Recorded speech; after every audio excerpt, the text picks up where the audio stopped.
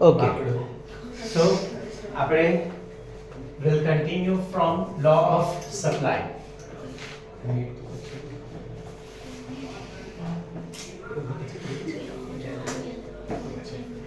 અગર આપણે લો of supply ની વાત કરીએ તો એના બારામાં આપણે લોકો ઓલરેડી સમજી લીધું છે કે લો ઓફ સપ્લાય શું કહે છે કે જ્યારે પણ પ્રાઇસ ઇન્ક્રીઝ થશે તો એની સાથે સાથે સપ્લાય भी ઇન્ક્રીઝ થશે. Whenever there's increase in price, so with increase in the price there would be increase in supply. Contrary to it, whenever there is a decrease in price, with that there would be decrease in a supply. So economists have studied the behavior of sellers just as they have studied the behavior of buyers. See, when you are studying about demand, the demand is always with respect to the consumer.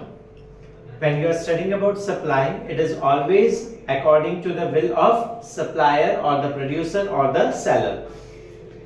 As a result of their observations, they have arrived at the law of supply. Law of supply states that the direct relationship between price and quantity supplied. Law of supply ની વાત કરીએ, price અને supply, these are both variables are directly proportional, keeping other factors constant. Other factors constant means price of other commodity, state of technology, future expectation regarding prices. આ બધી જ વસ્તુઓ શું છે? Constant છે. So what are the assumptions to the law of supply? While stating the law of supply, the phrase keeping other factors constant or ceteris paribus are used. Keeping other factors constant means the factors other than price of a commodity. The factors other than price of a commodity, that is price of other good, future expectation regarding prices, state of technology, road and transports, मतलब कि transport and communications, આ બધા factors ને constant રાખવાનું છે. This phrase is used to cover the following assumptions. શું assumption લેવાનું છે? Price of other good is constant. બીજા goods નો price શું છે? Constant છે. There is no change in the state of technology. State of technology માં કોઈ भी પ્રકારનો change નહીં. Prices of factor of production remains the same. Factor of production, land, labor, capital, entrepreneur, and prices of production constant છે. No change in the taxation policy. Taxation policy માં કોઈ भी પ્રકારનો change નથી. Goals of the producer remain the same. So this all six factors would be remaining constant. Law of supply can be better understood with the help of a table and figure. अगर તમે table જોશો તો in the table the price and quantity is given to you. Here price છે and we have a quantity. So if you see 1 2 3 4 5 6, that's a price. 0 10 20 30 40 50, that's a quantity. In the supply schedule you can see that with the increase in price there's an increase in the quantity. જ્યારે આજે તમને table આપ્યું છે એ ટેબલના basis પર જ્યારે આપણે supply curve draw કરીએ છીએ તો આ તમારો સપ્લાય કર્વ થઈ ગયો છે. સપ્લાય કર્વ ક્લિયરલી ઇન્ડિકેટ કરે છે with rise in one of the variable, the other variable is also increasing. અગર આપણે લોકો અહીંયા પ્રાઇસ લખી દઈએ છીએ અને આ જગ્યા ઉપર ક્વોન્ટિટી લખીએ છીએ તો આ જે સપ્લાય કર્વ છે, SS નામનો જે સપ્લાય કર્વ છે એ ક્લિયરલી ઇન્ડિકેટ કરે છે જેમ જેમ પ્રાઇસ ઇન્ક્રીઝ થાય છે એમ એમ શું થાય છે? ક્વોન્ટિટી શું થઈ રહી છે? ઇન્ક્રીઝ થઈ રહી છે. As seen in figure, the supply curve SS slopes upward from left to right, indicating a direct relationship. બરાબર, આમાં direct relationship છે. ગઈકાલે भी મેં તમને સમજાવ્યું હતું, previous lecture માં भी તમને સમજાવ્યું છે. જ્યારે પણ બે વેરિયેબલ ડાયરેક્ટલી પ્રોપોર્શનલ હોય ત્યારે એનો સ્લોપ પોઝિટિવ સ્લોપ હોય અથવા તો તમે એને શું કહી શકો છો? અપવર્ડ સ્લોપ भी કહી શકો છો. જ્યારે બે વેરિયેબલ ઇન્વર્સલી પ્રોપોર્શનલ હોય, આ ડાયરેક્ટલી અને ઇન્વર્સલી પ્રોપોર્શનલ હોય તો સ્લોપ નેગેટિવ હશે અથવા તો ડાઉનવર્ડ સ્લોપ તમને લોકોને જોવા મળશે. Important points about law of supply. It states the positive relationship between price and quantity. Price અને quantity ના વચ્ચે positive relationship બતાવે છે. Assuming no changes in other factors. It is a qualitative concept as it indicates the direction of the change in the quantity supplied, but it does not indicate the magnitude of the change. તો law of supply કેવું છે? Qualitative છે, quantitative નથી. Qualitative અને quantitative માં ફરક શું છે? એ તમને એટલું બતાવે છે કે પ્રાઇસ વધવાની સાથે સપ્લાય વધે છે. એ તમને એવું નથી બતાવતું કે પ્રાઇસ 5% થી વધે છે તો સપ્લાય બી 5% થી વધશે, કે સપ્લાય 10% થી વધશે, કે સપ્લાય 2% થી વધશે. આવું લો ઓફ સપ્લાય બતાવતું નથી. તો એ ક્વોલિટેટિવ ચેન્જ બતાવે છે, એ ક્વોન્ટિટેટિવ ચેન્જ બતાવતું નથી. It does not establish any proportional relationship between the change in price and the resultant change in quantity supplied. એ તમને ક્યારે પણ proportional relationship, it does not establish any proportional relationship. Proportional relationship એટલે મેં જે સમજાવ્યું કે 5% પ્રાઇસ વધે છે તો સપ્લાય કેટલા percentage વધે છે એવું એ કંઈ જવાબ આપતું નથી. Law is one-sided as it explains only the effect of change in price on supply and not effect of change in supply on the price. હે ને? તમે જે law of supply છે એ તમને શું સમજાય છે કે પ્રાઇસના ચેન્જના લીધે સપ્લાયમાં ચેન્જ થાય છે. It does not say કે સપ્લાયના ચેન્જના લીધે પ્રાઇસમાં ચેન્જ થાય છે. આમાં કોઝ શું છે? પ્રાઇસ. ઇફેક્ટ શું છે? સપ્લાયમાં ચેન્જ. ખબર પડી મારી વાત? વન સાઇડેડ લો છે. વન્સ અગેન વન સાઇડેડ લો નો મતલબ શું થયો? પ્રાઇસના ચેન્જના લીધે there is a change in supply. તમે એવું ક્યારેય ના કહી શકો કે સપ્લાયની અંદરમાં ચેન્જ છે કે સપ્લાય વધે છે એટલે પ્રાઇસ વધે છે. નહીં, પ્રાઇસ વધે છે એટલા માટે સપ્લાય વધી રહી છે. Reasons for law of supply. Let us now try to understand why the supply of a commodity expands as its price rises. Price વધવાની સાથે સપ્લાય કેમ વધે છે? તો સૌથી પહેલું રીઝન છે profit motive. As we have seen earlier as well કે જે સેલર છે અને સેલરનો હંમેશા મેઇન એમ શું છે? પ્રોફિટ. ઈ જોવે છે કે જ્યારે પ્રાઇસ વધારે છે ત્યારે અગર હું વધારે સપ્લાય કરીશ તો મને શું થશે? પ્રોફિટ વધારે થશે. The basic aim of producer with supplying a commodity is to secure maximum profit. બરાબર? પ્રોડ્યુસરનો જે બેઝિક એમ છે એ શું છે કે ભાઈ કે જેમ બને એમ મારે પ્રોફિટ મેક્સિમાઇઝ કરવું છે. When the price of a commodity increases, price increase થશે without any change in cost, it raises their profit. So producer increases the supply of the commodity by increasing the production. અગર તમારું માની લો કે profit motive કેવી રીતે સમજો કે અગર કોસ્ટ ઓફ પ્રોડક્શન સપ્લાયર જે બી વસ્તુ બનાવી રહ્યો છે કોસ્ટ ઓફ પ્રોડક્શન શું છે? કોન્સ્ટન્ટ છે. there is no change in the cost of production. તો એવા કેસની અગરમાં પ્રાઇસ વધે છે, બરાબર છે, તો એને શું થશે? વધારે પ્રોફિટ થશે. Let us consider one example કે માની લો કે એક સપ્લાયર છે જે પેન વેચે છે, પેનનું સેલિંગ કરે છે. ઇનિશિયલી અગર એક પેન એને માની લ્યો કે 3 રૂપિયામાં બનતી હતી અને 5 રૂપિયામાં વેચે છે, આ એની સેલિંગ પ્રાઇસ છે, આ એની મેન્યુફેક્ચરિંગ પ્રાઇસ છે, એમપી મેન્યુફેક્ચરિંગ પ્રાઇસ છે. તો અચાનક બરાબર છે ફાઇનલી થોડાક સમય પછી શું થઈ જાય છે? 3 રૂપિયાની જગ્યા પર શું થઈ જાય છે? માની લ્યો કે આ કોન્સ્ટન્ટ રાખી 3 રૂપિયા અને 5 રૂપિયાની જગ્યા પર હવે 7 રૂપિયામાં સેલિંગ કરે છે. તો પહેલા એનું પ્રોફિટ કેટલું થતું હતું? 2 રૂપિયા થતું હતું, હે ને? હવે પ્રોફિટ એનું કેટલું થઈ ગયું? 4 રૂપિયા થઈ ગયું. મતલબ કે પ્રાઇસ વધવાના લીધે અને એનું જે મેન્યુફેક્ચરિંગ પ્રાઇસ છે કોન્સ્ટન્ટ રહેવાના લીધે એનું પ્રોફિટ શું થઈ ગયું છે? ઇન્ક્રીઝ થઈ ગયું છે. Second, change in number of firms.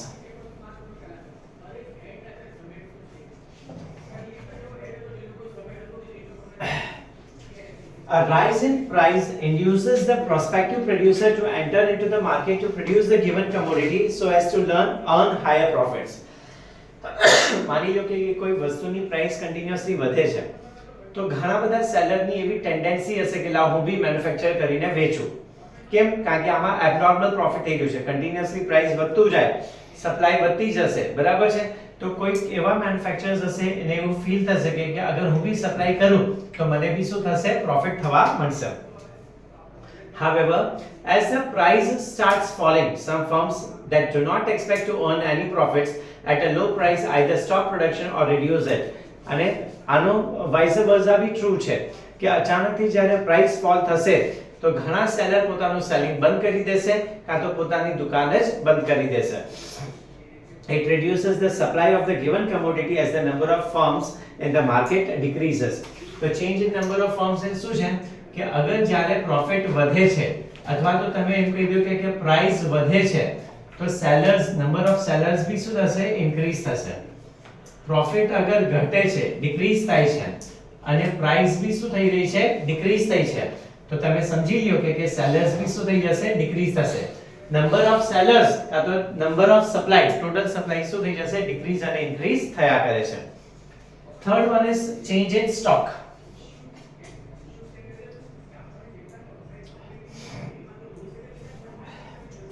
When the price of a good increases, price increase થશે, the sellers are ready to supply more goods from their stocks. Sellers શું કરશે વધારેમાં વધારે goods ને વેચશે. However, at a relatively lower price, the producers do not release large quantities from their stocks. They start increasing their inventories. તો શું છે કે જ્યારે કે પ્રાઇસ વધે છે હે ને તો સેલર શું કરશે પોતાના સ્ટોક ને ડિક્રીઝ કરવાની ટ્રાય કરશે. પ્રાઇસ વધે છે તો સેલર શું કરશે પોતાના સ્ટોક ને ડિક્રીઝ કરશે. કેવી રીતે સ્ટોક ને ડિક્રીઝ કરશે બાય ઇન્ક્રીઝિંગ ધી સપ્લાય. એવી જ રીતે અગર કોઈ પ્રોડક્ટની પ્રાઇસ ડિક્રીઝ થાય છે પ્રાઇસ શું થઈ રહી છે ડિક્રીઝ થાય છે પ્રોડક્ટની તો સેલર શું કરશે પોતાના સ્ટોકને ઇન્ક્રીઝ કરશે. કેવી રીતે સ્ટોકને ઇન્ક્રીઝ કરશે પોતાના સપ્લાયને ડિક્રીઝ કરીને. કારણ કે સેલરને ખબર છે આ સસ્તા ભાવમાં હું જો વેચીશ તો મને એટલું પ્રોફિટ થવાનું નથી તો એ શું કરશે પોતાની ઇન્વેન્ટરી બિલ્ડઅપ કરશે. ઇન્વેન્ટરી બિલ્ડઅપ કરવાનો મતલબ શું છે પોતાનો સ્ટોક બિલ્ડઅપ કરશે અને સપ્લાયને એકદમ ઓછી રાખશે હે ને. સપ્લાય ઓછી રાખીને એ પોતાનો સ્ટોકને બિલ્ડઅપ કરશે અને જેવો પ્રાઇસ વધશે ત્યારે પોતાનો સ્ટોક શું કરી દેશે ખાલી કરવા માંડશે. તો આવી રીતે બરાબર છે લો ઓફ સપ્લાય વર્ક કરે છે. Next we have exceptions to the law of supply. Now what do we mean by exceptions? Exceptions means the one that is not following the law of supply. જે law of supply ને follow કરતું નથી એને આપણે લોકો શું કહેશું exceptions કહેશું. As a general rule, the supply curve slopes upward showing the quantity rises with the rise in price. However, in certain case, positive relationship between supply and price may not hold true. તો જોઈએ કઈ જગ્યા પર સૌથી પહેલું છે future expectation. ફ્યુચરમાં ભાવ શું રહેશે એની expectation. If seller expect a fall in price in the future, then the law of supply may not hold true. In this situation, the seller will be willing to sell more even at a lower price. માની લો શું કહે છે કે ફ્યુચરની અંદરમાં price ઘટવાનો છે સેલરને ખબર છે. સેલરને ખબર છે કે ફ્યુચરની અંદરમાં પ્રાઇસ હજી ઘટવાનો છે તો અત્યારે ભલે ને પ્રાઇસ લોવર છે છતાં બી સેલર શું કરી દેશે પોતાની સપ્લાયને ઇન્ક્રીઝ કરશે. આવું કેમ કારણ કે સેલરને ખબર છે કે અત્યારે જો 10 રૂપિયા છે બરાબર છે તો ફ્યુચરમાં તો શું થઈ જવાના છે 8 રૂપિયા થઈ જવાના છે તો ભલે અત્યારે પ્રાઇસ ઓછી છે મેક્સિમમ સપ્લાયને કરી દો. મતલબ કે આની અંદરમાં એ પોતાના સ્ટોકને શું કરશે ક્લિયર કરવાની ટ્રાય કરશે ખાલી કરવાની ટ્રાય કરશે. અપોઝિટ ટુ ઇટ કે એને લાગે કે ભાઈ ફ્યુચરની અંદરમાં પ્રાઇસ વધવાના છે ફ્યુચરમાં પ્રાઇસ વધવાના છે 10 ના 12 થવાના છે તો એ શું કરશે પોતાની સપ્લાયને અત્યારે ડિક્રીઝ કરી દેશે. કારણ કે આ પ્રાઇસ એટલે કયા પ્રાઇસની વાત કરીએ છીએ આપણે ફ્યુચર પ્રાઇસની વાત કરીએ છીએ. ફ્યુચરમાં પ્રાઇસ વધવાની એક્સપેક્ટેશન છે તો એ અત્યારે શું કરશે સપ્લાયને ડિક્રીઝ કરશે. એ પોતાનો સ્ટોકને બિલ્ડઅપ કરશે અને જેવું ફ્યુચરમાં પ્રાઇસ વધશે ત્યારે એ પોતાનું ઇન્વેન્ટરીને ખાલી કરશે. સેકન્ડ એગ્રીકલ્ચરલ ગુડ્સ એ બી લો ઓફ સપ્લાય ને ફોલો નથી કરતું. કેમ કારણ કે એગ્રીકલ્ચરલ ગુડ્સ જે છે એ પેરિશેબલ ગુડ્સ છે. કેવા છે પેરિશેબલ ગુડ્સ છે. ફાર્મરને લાગે કે સેલરને એવું લાગે કે આ ગુડ્સ બગડી જ જવાનું છે તો ભલે ને પ્રાઇસ ઓછું હશે એ પોતાની સપ્લાયને શું કરી દેશે ઇન્ક્રીઝ કરશે. The law of supply does not apply to agricultural goods as their production depends on climatic conditions. If due to unforeseen changes in weather, the production of agriculture product is low, then their supply cannot be increased even at higher prices. ઘણી વખતે શું થઈ જાય છે price વધારે છે પણ production જ નથી થયું અને પ્રોડક્શન ન થયું હોય તો એ પોતાની સપ્લાયને વધારી શકતો નથી. તો અગર પ્રોડક્શન ઓછું થયું છે તો ભલે ને તમારી પ્રાઇસ વધારે છે, એની સપ્લાય કેવી હશે? ઓછી જ હશે, હે ને? કારણ કે એની પાસે વસ્તુ જ નથી, એની પાસે સ્ટોક જ નથી. Third, perishable goods. Perishable goods નો મતલબ શું છે? જે ગુડ્સ લાંબા સમય તક ચાલતા નથી કે ચાલવાના નથી. In the case of perishable goods like vegetables, fruits, etc., sellers will be ready to sell more even if the prices are falling. કે એને ખબર છે કે પ્રાઇસ ઘટી રહ્યું છે, છતાં બી પોતાની સપ્લાયને શું કરશે? ઇન્ક્રીઝ કરશે. આવું કેમ? કારણ કે જે પ્રાઇસ મળે છે વેચવા તૈયાર થઈ જશે. અગર એ નહીં વેચે તો એ વસ્તુ રહી જશે અને શું થશે? પેરિશેબલ ગુડ્સ છે એટલે એ સડી જશે, બગડી જશે. એટલે સસ્તા તો સસ્તા ભાવમાં એ શું કરી દેશે? વેચી દેશે. Rare article. રેર આર્ટિકલ એટલે શું? કે જે આર્ટિકલ્સ બહુ ઓછા બન્યા છે, કે જેની જે વસ્તુની સપ્લાય જ નથી. તો rare, artistic and precious articles are also outside the scope of the law of supply. For example, the supply of rare materials, articles like a painting of Mona Lisa cannot be increased even if the prices are increased. है ना? तो rare article ની ભલે તમારી price વધી છે,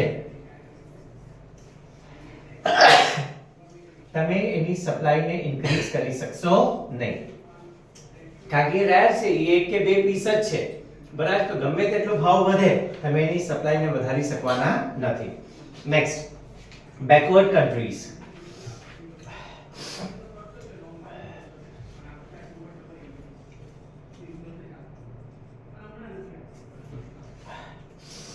In economically backward countries, production and supply cannot be increased with rise in price due to shortage of resources.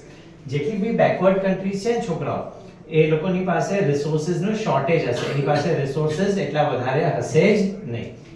અગર એની પાસે રિસોર્સિસ નથી તો ભલે ને પ્રાઇસ વધે છે, પ્રાઇસ વધવા પર બી એ લોકો સપ્લાયને ઇન્ક્રીઝ કરી શકશે નહીં. રીઝન? વસ્તુ જ નથી, ઇન્વેન્ટરી જ નથી, સ્ટોક જ નથી. તો ભલે ને પ્રાઇસ વધે, એ સપ્લાયને વધારી શકશે નહીં. તો આ થઈ ગયું exceptions to the law of supply, જેમાં આપણે લોકોએ ફ્યુચર એક્સપેક્ટેશન ની વાત કરી, એગ્રીકલ્ચર ગુડ્સ છે, પેરિશેબલ ગુડ્સ છે, રેર આર્ટિકલ છે, બેકવર્ડ કન્ટ્રીઝ છે. આ બધા લો ઓફ સપ્લાય ને ફોલો નહીં કરે. મતલબ કે પ્રાઇસ વધવા પર સપ્લાય વધતી નથી, ઉલટાને શું થાય છે? ઘટે છે. Next, movement along the supply curve, that is change in quantity supply.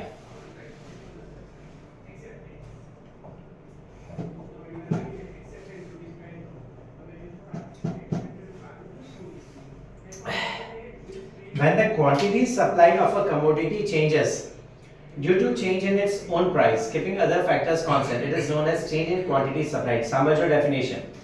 When the quantity supplied of a commodity changes due to change in its own price. તો શું છે? Supply changes due to change in price of commodity. એક કમોડિટીની જ પ્રાઇસમાં ચેન્જના લીધે supply શું થઈ રહી છે? ચેન્જ થાય છે. કીપિંગ અધર ફેક્ટર્સ એઝ કોન્સ્ટન્ટ. બીજા બધા ફેક્ટરને શું રાખ્યું છે આપણે? કોન્સ્ટન્ટ. તો આને આપણે લોકો શું કહેશું? Change in quantity supplied. Graphically express as a movement. તો ગ્રાફની અંદરમાં તમે એને મૂવમેન્ટ બતાવવાની છે. મૂવમેન્ટ કેવી થઈ શકે છે? ડાઉનવર્ડ મૂવમેન્ટ તરીકે બી અને અપવર્ડ મૂવમેન્ટ તરીકે બી. upward movement expansion of supply બતાવશે અને downward movement contraction of supply બતાવશે.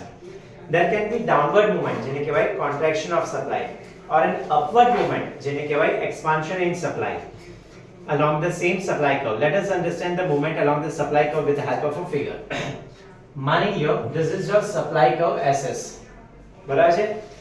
initially at a particular price P, suppose કરો કે price P પર સપ્લાય કેટલી છે? S, બરાબર છે? પ્રાઇસ P પર સપ્લાય કેટલી હતી? S. હવે શું થઈ ગયું? પ્રાઇસ વધી છે, પ્રાઇસ વધીને કેટલી થઈ ગઈ છે? P1. તો P1 પર તમારી સપ્લાય શું થઈ જશે? S1, બરાબર છે? પ્રાઇસ વધ્યું એટલે સપ્લાય બી શું થયું? ઇન્ક્રીઝ થઈ. તો આ જે મૂવમેન્ટ થઈ આને આપણે લોકો શું કહેશું? અપવર્ડ મૂવમેન્ટ અથવા તો એક્સપાન્શન ઇન સપ્લાય, હે ને, અપવર્ડ મૂવમેન્ટ બોલો અથવા તો શું કહેશો, એક્સપાન્શન ઇન સપ્લાય. એવી જ રીતે અગર પ્રાઇસ P થી ઘટીને ક્યાં આવી છે P2, સપ્લાય શું થઈ ગઈ તમારી S2, સપ્લાય કેટલી થઈ ગઈ S2. તો જ્યારે આમ આવે છે નીચેની તરફ પર આવ્યું તો આને શું કહેશું, ડાઉનવર્ડ મૂવમેન્ટ. શું કહેશું, downward movement, or it is also known as contraction of supply. તો પ્રાઇસ વધવાના લીધે જ્યારે સપ્લાય ઇન્ક્રીઝ થાય છે તો એને કહેવાય એક્સપાન્શન ઇન સપ્લાય. પ્રાઇસ ઘટવાના લીધે અગર સપ્લાય ઘટે છે તો એને આપણે લોકો શું કહેશું, કોન્ટ્રેક્શન ઇન સપ્લાય, મતલબ કે સપ્લાય નો ડાઉનવર્ડ મૂવમેન્ટ થાય છે. તો જો લખ્યું છે expansion in supply is shown by an upward movement from A to B, point A થી point B, मतलब कि point A થી point B જાય છે તો એને expansion in supply કહેશું. ક્વોન્ટિટી જે સપ્લાઈડ છે મેં એ લોકોએ Q2 Q1 લખ્યો છે, મેં SS1 લખ્યો છે, બરાબર છે. તો ક્વોન્ટિટી સપ્લાઈડ તમારા ટેક્સ્ટબુકમાં જોશો તો Q થી Q1 થઈ ગઈ છે, મતલબ કે પહેલા OQ હતું અને OQ1 થઈ ગઈ, પ્રાઇસ OP થી કેટલી થઈ ગઈ છે OP1. એવી જ રીતે contraction in supply is shown by the downward movement from A to C, point A થી point C પર આવે છે તો એને શું કહેશો, downward movement. Quantity supplied falls from OQ to OQ2, આપણા કેસમાં quantity supplied falls from OS to OS2 when the price OP decreases to OP2. In figure, OQ quantity supplied at the price of OP, change in price leads to, બરાબર, પ્રાઇસમાં જ્યારે બી change થશે તો કાં તો તમારી supply વધશે કાં તો સપ્લાય ઘટશે. અપવર્ડ મૂવમેન્ટ વસ્તુ એ જ પાછી રિપીટ થઈ રહી છે લખવામાં. when the price rises to OP1, quantity supplied also rises to OQ1. આપણા કેસમાં પ્રાઇસ જ્યારે OP1 થાય છે ત્યારે સપ્લાય OS1 થઈ જાય છે, જેને કહેવાય expansion. Downward movement on the other hand, falling price from OP to OP2, supply OS થી ઘટીને કેટલી થઈ જાય છે OS2, જેને કહેવાય કોન્ટ્રેક્શન ઇન સપ્લાય. જે હાયરાર્કી ચાર્ટ આપ્યો છે એમાં બી એ જ વસ્તુ છે. ચેન્જ ઇન ક્વોન્ટિટી સપ્લાઈડ, શું આપણે ભણીએ છીએ, ચેન્જ ઇન ક્વોન્ટિટી સપ્લાઈડ. આ ક્યારે થાય, supply changes due to change in price of a commodity, એ જ કમોડિટીની પ્રાઇસમાં ચેન્જ થાય છે ત્યારે એને કહેવાય ચેન્જ ઇન ક્વોન્ટિટી સપ્લાઈડ. બે પ્રકારનું છે, આઈધર અપવર્ડ ઓર ડાઉનવર્ડ. upward movement એટલે expansion, downward movement એટલે contraction of supply. once again પાછું એ જ વસ્તુને સમજાવ્યું છે બટ એક્ઝામ્પલ સાથે અને બે ડિફરન્ટ ગ્રાફમાં. expansion in supply શું છે, expansion in supply refers to a rise in the quantity supplied. rise, quantity જે સપ્લાય થાય છે એમાં વધે છે ક્યારે, with the increase in the price of the product. if you see the diagram, table, price increases from 20 to 25, the supply increases from 100 to 150. This is also known as extension in supply अथवा तो increase in quantity supply. तो अलग अलग नाम છે, એક તો expansion in supply છે, upward movement છે, extension in supply છે, increase in quantity supply. આ ચાર નામથી તમે ઓળખી શકો છો. એવી જ રીતે contraction in supply એટલે શું, contraction in supply refers to a fall in the quantity supplied. તમે અગર પ્રાઇસ જોશો તો પ્રાઇસ 20 થી 15 થઈ છે તો ક્વોન્ટિટી બી શું થાય છે, ડિક્રીઝ થાય છે, વિથ ડિક્રીઝ ઇન પ્રાઇસ 100 થી 75 થઈ ગયું છે. તો એ ગ્રાફિકલી બી તમે લોકો જોઈ શકો છો, જ્યારે પ્રાઇસ 20 હતું ત્યારે સપ્લાય કેટલી હતી 100, પ્રાઇસ 20 થી ઘટીને કેટલી થઈ ગઈ 15, ત્યારે સપ્લાય બી શું થઈ ગઈ 70. તો આના અલગ અલગ કયા કયા નામ છે, એક તો કોન્ટ્રેક્શન ઇન સપ્લાય તો છે જ, ડાઉનવર્ડ મૂવમેન્ટ કહી શકીએ છીએ અને ડિક્રીઝ ઇન ક્વોન્ટિટી સપ્લાઈડ भी આપણે લોકો કહી શકીએ છીએ.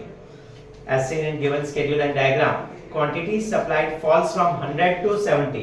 quantity જે સપ્લાય થાય છે 100 થી 70 આવ્યું છે, with a decrease in price from 20 to 15, જેને કહેવાય downward movement from A to B along the supply curve SS. અને તમારું ઉપર જાય છે એટલે expansion in supply, નીચે જાય છે એટલે contraction in supply આપણે લોકો કહેશું. આ બધું ક્યારે થાય છે તો આને યાદ રાખજો, આને કહેવાય change in quantity supplied. when there is a change in quantity due to change in the price of a product, આમાં upward અને downward movement જોવા મળે છે. clear? So we'll stop here.